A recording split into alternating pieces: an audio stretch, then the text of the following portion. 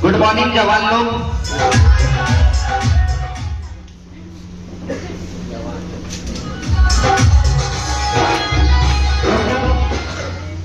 Good morning all of you.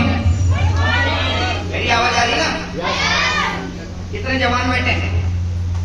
वाह। ओ भाई साहब बड़ा परेशान हो यार, क्या हो गया?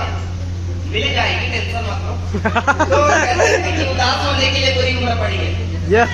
Hello yes. क्यों उदास पड़े हो? उदास होने के लिए पूरी उम्र पड़ी है। नजर उठाओ, आपके सामने कितनी बड़ी जिंदगी खड़ी है। Yes sir. यस। एक बार उठा के देखो, सोच के देखो अपने मम्मी पापा, अपने परिवार, घर गृहस्थी, समाज के बारे में। कितनी बड़ी जिंदगी पड़ी है। इसलिए कहता हूँ उदास होने के लिए पूरी उम्र पड़ी है। नजर उठाओ, आपके सामने जिंदगी खड़ी है। अपने होठों से उस हंसी को मत जाने देना, क्योंकि याद रखना भाई साहब, उसी हंसी के पीछे पूरी दुनिया पड़ी है। तो क्या होता है ना, मुरझाया हुआ चेहरा, जैसे मुरझाए हुए फूल को कोई पसंद नहीं करता। बहुत जो खिलखिलाता हुआ फूल होता है ना, उसको हर कोई पसंद करता है।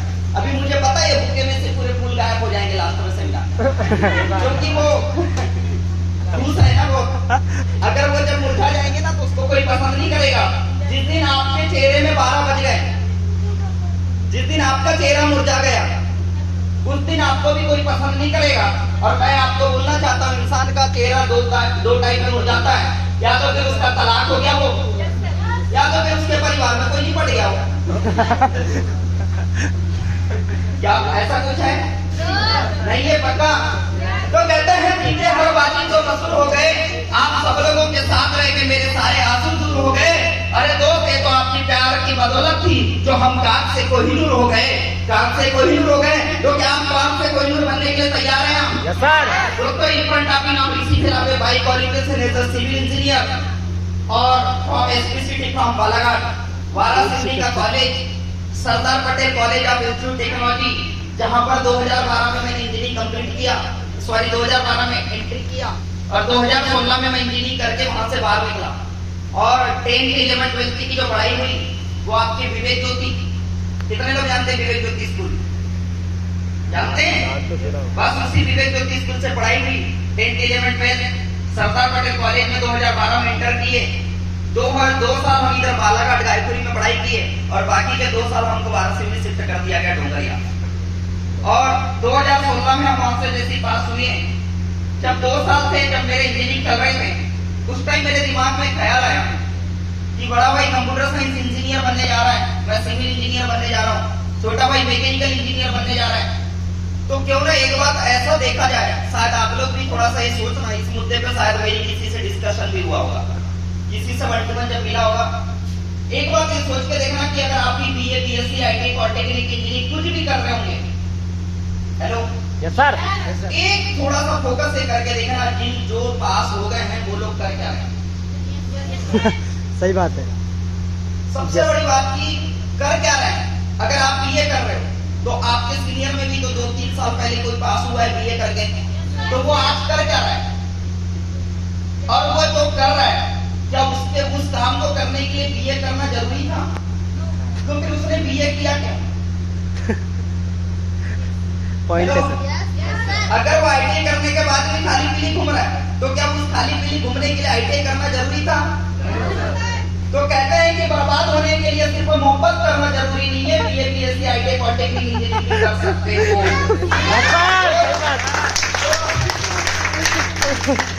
समझ रहे ना? यस। ऐसे मैं सोचा कि 2 साल मेरा कॉलेज की पढ़ाई हो गई। 2014 तक मैंने सोचा यार, जो मेरे सीनियर लोग हैं, जब मैं 2012 में इंटर किया तो मेरे सीनियर को भी तो पास हुए 2 साल हो गए ना, 2014 तक। तो हम थोड़ा सा ये सोच किया जाए कि ये लोग कर क्या रहे हैं। तो पहले सीनियर को फोन लगाया, मैंने बोला सर, हमें जब फ्रेशर पार्टी आपने दिया था तो हमने आपको फेयरवेल पार्टी दिया था। तो जो 2012 की आप बैच पास आउट हैं, आज 2014 हो गए, 2 साल बाद आप कहाँ पर हैं? तभी तो हम समझेंगे कि हम भी सिविल इंजीनियरिंग करके कुछ हमारा उद्धार होने वाला है।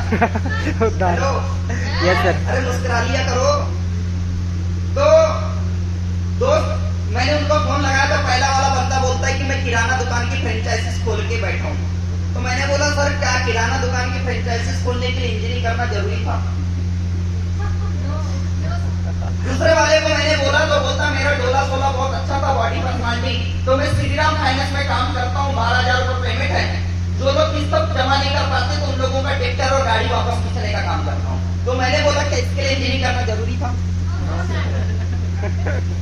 बात सही बोल रहा हूँ। तीसरे वाले को फोन लगाया तो बोलता है मैं सचिव के अंडर में जो मेट का काम होता है रोजगार गारंटी मनरेगा का वो काम कर रहा हूँ। मैंने बोला ये तो 12वीं वाला भी कर लेता, 10वीं वाला भी कर लेता, क्या इसकी इंजीनियरिंग करना जरूरी था? चौथे वाले को फोन लगाया तो बोलता मैं कीबोर्ड पे ग्राहक सेवा केंद्र खोल के बैठा हूँ, 100 रुपए निकलवाता हूँ, उससे 10 रुपए कमाता हूँ, किसी के 1000 रुपए 10 रुपए कमाता हूँ, 10,000 रुपए को विड्रॉल करता तो मैं दिन भर का 100 रुपए कमाता हूँ। तो ये करके मैं बैठा हूँ। 5वें वाले को मैंने फोन लगाया तो बंदा बोलता है कि अभी हम कंपटीशन कोचिंग में लगे। 6वें वाले को मैंने जब फोन लगाया तो बंदा बोलता है कुछ नहीं कर रहा हूँ, मैं घर में मम्मी पापा लोगों के साथ खेती किसानी का काम कर रहा हूँ। तो क्या इसके लिए इंजीनियरिंग करना जरूरी था खेती किसानी करने के लिए? वो तो तीसरी पढ़ा आदमी भी कर रहा है। मेरी बात को समझो, मैं कहाँ जा रहा हूँ। अगर आप ये कर रहे हैं, अगर आप बीएससी कर रहे हैं, पॉलिटेक्निक इंजीनियरिंग जो भी कर रहे हैं, क्या आपके सीनियर सिक्योर हैं? जिनने कर लिया क्या वो लोग सिक्योर हैं? क्या उनको जॉब मिले? क्या उनका प्लेसमेंट हो गया? क्या उनकी लाइफ बन गई? तो क्या गारंटी आपके साथ क्या होगा? आपके साथ क्या होगा? वही होगा जो उसके साथ हुआ है। 2014 में मैंने सोचा कि 2 साल मेरे अभी कॉलेज के बाकी है अभी और आज ही मुझे कुछ ना कुछ डिफरेंट करना पड़ेगा, वरना वही होगा 2 साल बाद जब मेरी इंजीनियरिंग हो जाएगी तो मुझे भी कोई मेरा जूनियर कॉल करेगा और बोलेगा ऋषि जी तुम्हारा क्या हाल चाल है? तो मैं भी बोलूंगा जूते जुतैया बीजे बिजैया कटो कटैया पीछे पिसैया तोते तुतैया तेरे खाको खैया में लगाओ सर।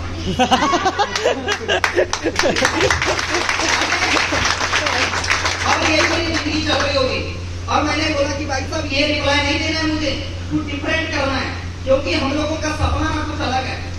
हमारा सपना है घर गाड़ी कार बंगला मौज मस्ती इंजॉयमेंट फॉरेन का टूर विदेश की यात्रा, ये सब चीज हमारे जिंदगी के लिए हम लोगों के लिए बना है। तो मैं सोचा यार क्या किया जाए। 2014 में इस अपॉर्चुनिटी को पकड़ा, डायरेक्ट सेलिंग की जैसे अपॉर्चुनिटी मिली। You are very lucky person, आप बहुत नसीब वाले हैं। क्या 20 बिग रेडी के हॉल में बैठे हैं। जिस दिन मुझे मिला था ना यही बस स्टैंड का कपड़ा सुरुचि भोजनालय, ये सुरुचि भोजनालय जहाँ पर आम का 10 रुपए मिलता है, 5 रुपए की चाय मिलती है बगल में, सही बोल रहा हूँ। जहाँ पर कपड़ा, जहाँ पर ईंटे लगा दिया गया, उसमें पट्टियां बिछा दिया गया, उसमें छिल्ली लगा दिया गया और वहां पर हम बैठ के चाय और आम का रस पीते थे। उस कपड़े में मुझे प्लान बताया गया, 3 रुपए की पेन और 5 रुपए की कॉपी में जो बंदा आज शायद आप अपनों के साथ आए, जिस बंदे से मेरी मुलाकात हुई वो मेरे लिए अजनबी था। अगर अजनबी बंदा कोई 11,000 रुपए मांगे तो दे देगा क्या? नहीं देगा। लेकिन मैंने दिया, मैंने किया, इसलिए किया क्योंकि जहां कॉलेज में 6 लाख लगाया था उसने तो मुझे कुछ नहीं दिया, वो भी तो मेरे लिए अनजान था। सारा 6 लाख भर दिया मैंने। नहीं, वो कॉलेज वाला मेरा कौन सा बाप है? कौन सा मेरे घर का है? कौन सा मेरा ब्लड रिलेशन है? कौन पहचानता उसको? 6 लाख ले लिया, उसके बाद सर्टिफिकेट डिग्री दिया, सारा 5,000 रुपए की नौकरी नहीं आदमी के पास। 6 लाख जब आदमी अनजान आदमी को दे सकता है तो 11,000 जिनकी बनती है तो क्यों ना दूं? तो अनजान आदमी ने मुझे प्लेटफॉर्म बताया। विश्वास करना बहुत यानी कमजोर था, ये बात की विश्वास कर सकूं। कपड़े में सुना, नसीब वाले आप हो इस प्रॉपर्टी में सुन रहे हो। अनजान आदमी से सुना, नसीब वाले आप हो किसी अपनों के साथ बैठे हो। जिस दिन 11,000 रुपए लगना आपके लिए एक बहुत इजी है क्योंकि आप अपनों के साथ आए हो। मैं तो अनजान आदमी के साथ था, मैंने विश्वास कर लिया और मैंने सोचा कि करना पड़ेगा क्योंकि 6 लाख में अपने को कुछ नहीं मिला, तो इधर 11,000 में शायद कुछ तो मिलेगा। तो किया। और अगली सबसे बड़ी बात, जब मैंने जैसी प्लेटफॉर्म को समझा मेरे दिमाग में 3 बात आई, अब नहीं तो कब, ऋषि अब नहीं तो कब, ये नहीं तो क्या और मैं नहीं तो कौन। अब नहीं करेगा तो कब करेगा? मोबाइल कब चाहिए? अभी। लैपटॉप कब चाहिए? अभी। घर कब चाहिए? अभी। गाड़ी कब चाहिए? अभी। कार कब चाहिए? बीवी कब चाहिए? बीवी का मतलब बैंक बैलेंस। आपको क्या लग रहा था? कब चाहिए? अभी चाहिए। तो करना कब पड़ेगा? अभी। ये नहीं तो क्या? सवाल आया कि दुनिया के कोई भी काम कर लो सब में लाखों करोड़ लगेगा, एक ऐसा काम है जिसका बिजनेस का शुरुआत सिर्फ 11,000 रुपए से होता है। और उसके बदले मुझे ये पूरे न्यूट्रिशन की मिल रहे, मेरे 11,000 रुपए तो तुरंत अदा हो गया। तो लगाया क्या इंसान ने? कुछ भी नहीं। 11,000 रुपए लगाने का सोचा, ये नहीं तो क्या जवाब मिला? ऋषि तू डायरेक्ट सेलिंग कर ले बाबा। दूसरा जवाब कि अब नहीं तो कब, अभी सब कुछ चाहिए। तो जब मुंह में दांत नहीं रहेंगे तो चने चबाऊंगा क्या? जब सर में बाल नहीं रहेंगे तो कंघी घुमाऊंगा क्या? साला अभी चाहिए तो करना भी अभी पड़ेगा, क्योंकि जिनने बोला परसों उसने परसों, जिनने बोला कर उसका गया कल, जिसने बोला आज उसने किया रवि सरोवरंजन के जैसे राज। और अगली बात कि मैं नहीं तो कौन करेगा? ये इसको पढ़ने के लिए ये जो लिखा है ना, इसको पढ़ सकते हैं। क्या लिखा है? बिंद्रा, विवेक बिंद्रा। क्या इसको अनपढ़ आदमी पढ़ सकता है? नहीं, यहाँ पर जो लिखा है, ये जो क्या लिखा है, इसको कौन पढ़ सकता है? आप। मैं पढ़ा लिखा इंसान हूँ तो क्या करूँगा? पढ़ा लिखा था। नहीं तो कौन मजदूर करेगा इस काम को? बेरोजगार आदमी करेगा? रिक्शा चलाने वाले करेगा? मैं पढ़ा लिखा इंसान हूँ। मैं यहाँ के न्यूट्रिशन को, प्रोडक्ट को, यहाँ की एजुकेशन को, डिजिटल मार्केटिंग को, एथलीटर मार्केटिंग को मैं समझ सकता हूँ। इसका मतलब सबसे अच्छा मैं कर सकता हूँ। डिसीजन लिया तो और बात आती है, सवाल आया 11,000 रुपए का। मैंने पापा को फोन किया, पापा 11,000 रुपए लग रहे हैं। पापा ने सीधा बोल दिए तेरे को कॉलेज करने के लिए भेजा, सिर्फ तू कॉलेज के पढ़ाई कर। अगर तूने ये सब किया तो घर वापस आजा सामानी बस से, तेरे लिए 4 भैंस खरीदने तू है चला। नहीं, घर वालों की बात ऐसी होती है। शायद आप अपने मम्मी पापा से भी पूछो, अगर तुम फेल हो गए तो वही जो बात करते हैं। सही बात है। तो मैंने बोला पापा कुछ किया जाए। मैंने सोचा यार, फिर लोग मम्मी पापा से पूछ के बॉयफ्रेंड बना लेते हैं, गर्लफ्रेंड बना लेते हैं। तुमने अपनी गर्लफ्रेंड बना ली, मम्मी पापा से परमिशन लिया? नहीं लिया। उसके बाद भी बनाया। उसके बाद लोग सिगरेट की कसम मार लेते हैं। क्या अपने मामा फूफा को पूछा? दारू की कसम मार लेते हैं, पिकनिक पार्टी चले जाते हैं और दोस्तों के साथ मजे लेने चालू कर देते हैं। मैं ये बोलना चाह रहा हूँ, क्या ये बुरे काम थे क्या अच्छे? बुरे। ये बुरे काम बुरे थे क्या अच्छे थे? बुरे थे। जब बुरे काम करने के लिए किसी से परमिशन नहीं लिया तो अच्छे काम करने के लिए परमिशन क्यों लूं? नहीं क्यों लूं? हाँ, क्या यहाँ की एजुकेशन से मेरी जिंदगी बन रही है? यहाँ के हेल्थ न्यूट्रिशन से मेरे घर की बीमारी खत्म हो रही है, तो अच्छा काम है कि बुरा काम है? अच्छा काम है। तो जब बुरे काम के लिए परमिशन नहीं लिया तो अच्छे काम के लिए क्यों लूं? और वो डिसीजन ले लिया, बाबा के आपस में गया और मैंने सोचा कि अब दोबारा किया जाए। और मेरे पास एक साइकिल थी, उस साइकिल को मैंने 1200 रुपए में बेचा। वही नर्मदा नगर में चौरे साइकिल स्टोर में बेचा मैंने 1200 रुपए में। मेरे पास एक कीपैड का फोन था, सैमसंग C1 करके, उसको 2300 रुपए में बेचा। 1200 की साइकिल, 2300 का फोन, 3500 का जुगाड़। मम्मी से कोचिंग के नाम पे 3,000 रुपए लिया, क्योंकि मेरी मम्मी है थम्सअप। अरे मेरी मम्मी को साइन भी करना नहीं आता, तो मम्मी तो थम्सअप ही है ना। तो मम्मी को थोड़ी पता है सब सिस्टम क्या। मम्मी को बोला कोचिंग के लिए 3,000 रुपए लग रहा है, मम्मी ने 3,000 दी, 6,500 रुपए हो गए। और 4,500 रुपए अपने दोस्तों से 5% के ब्याज में लिया। 11,000 रुपए लगाया। जहां पर 3 दिन तक के 4 सेमेस्टर में डिग्री कॉलेज के हो गए थे, तब तक मेरी 69% का डिग्री था। 5th सेमेस्टर में जैसे इंटर किया, 11,000 रुपए लगाया, यहाँ की एजुकेशन लिया, यहाँ से नॉलेज बिल्डिंग किया, ट्रेनिंग लेके अपने अंदर डेवलपमेंट लगाया, soft skill, hard skill, communication, presentation, motivation, knowledge, thinking level, body language, interview तैयारी, money, time, security, education, power, position, पैसा, net, fame, respect, recognition, dressing से इतनी सारी चीज को बिल्ड किया। और वो 5th सेमेस्टर का परसेंटेज बना 83। पापा को कॉल किया, पापा 83% बने। पापा बोले कैसे? मैंने बोला वही तो करता हूँ पापा जिसके लिए नहीं दिए थे पैसे।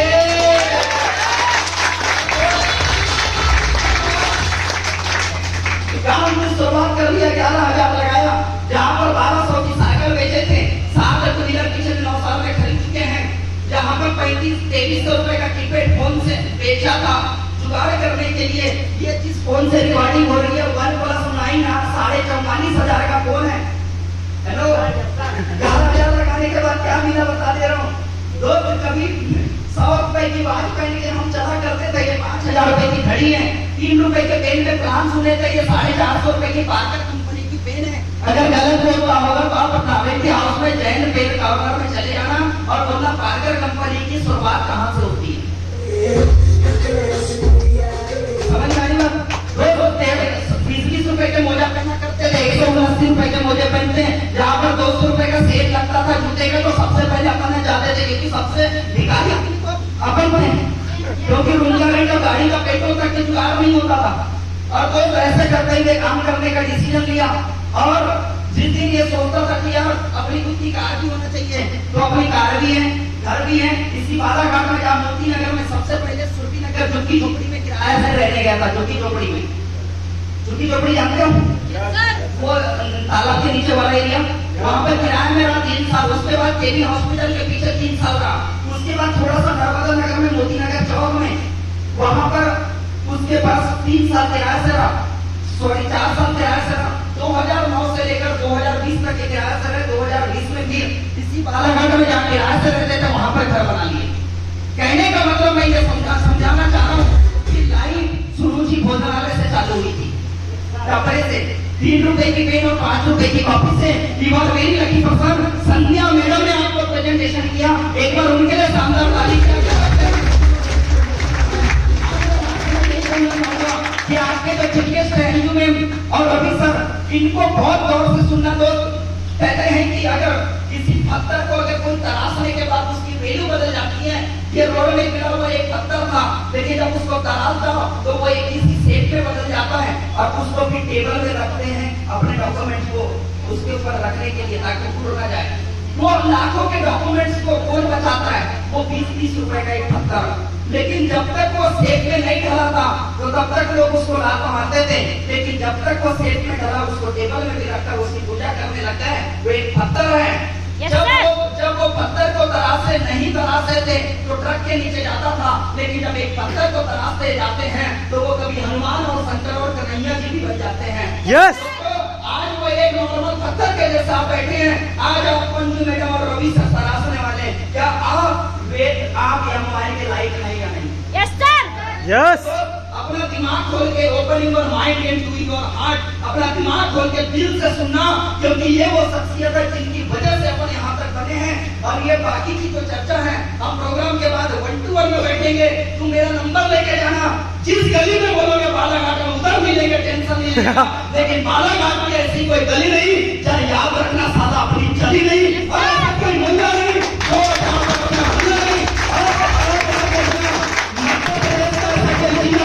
जिसको साला अपने नाम से हिला नहीं। और याद रखना ऐसा कोई गांव नहीं जहाँ पर अपना आना जाना नहीं, ऐसे इस मुकाम तक के खड़े कर देंगे 3 से 5 साल। यस, यस, यस, तैयार है ना?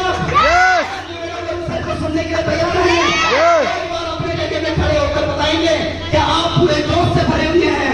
यस, यस, चमकना, क्या आप चाहते हैं इनके जैसे कार में घूमना, चाहते हैं इनके जैसे 50 लाख रुपए घर बनाना? तो दोस्तों ये आने वाले 1 से 1.5 घंटे ये पूरी जिंदगी बदल देगा। लास्ट में बोलूंगा, ना दिन बदलेगा, ना रात बदलेगी, ना बदलेंगे 4 सितारे। बदलना है तो आज और अभी खुद को बदलना। अब मत बैठना किसी के सहारे, अब मत बैठना किसी के सहारे। थैंक यू दोस्त, शुक्रिया।